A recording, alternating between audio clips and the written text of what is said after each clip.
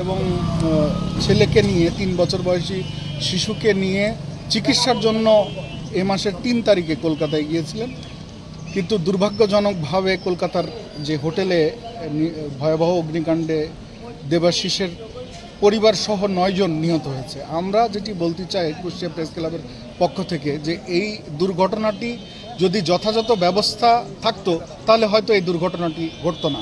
যে হোটেলটা ছিল সেই হোটেলটার কোনো অনুমতি নেই, ফায়ারের লাইসেন্স নেই, তারপরে সরকারের যেসব হোটেল পরিচালনার জন্য যেসব কন্ডিশন মানা দরকার সেগুলো কিন্তু কোনোটাই মানা হয়নি।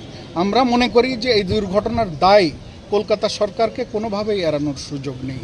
আজকে দেবাশিসের পরিবারের যে অবস্থা, তার অসহায় বাবা মা যাদের মাসে ওষুধই লাগে 10,000 টাকা, এই দেবাশিসের উপরেই পরিবারটি ডিপেন্ডেন্ট ছিল। একেবারে পরিবারটি পথে বসে গেছে এবং এই যে চলতি মাস, এই চলতি মাস পরিবারটি কিভাবে চলবে সেটারও কিন্তু কোনো ব্যবস্থা নেই। আমরা দুই দেশের কাছেই দাবি জানাবো যে আজকে দেবাশিস সহ যে 9 জনের মৃত্যু হয়েছে তাদের যেন দুই দেশের পক্ষ থেকেই যথাযথ পেনাল্টি দেওয়া হয়, কম্পালসেশন করা হয়, যাতে এই পরিবারগুলো আবারও তাদের মাথা উঁচু করে দাঁড়াতে পারে, বাঁচতে পারে, তাদের সন্তানদের মানুষ করতে পারে, এটি যাতে যথাযথভাবে ব্যবস্থা গ্রহণ করা যায় সেজন্যে আমি বাংলাদেশ এবং ভারত সরকারের প্রতি বিনীত অনুরোধ জানাচ্ছি।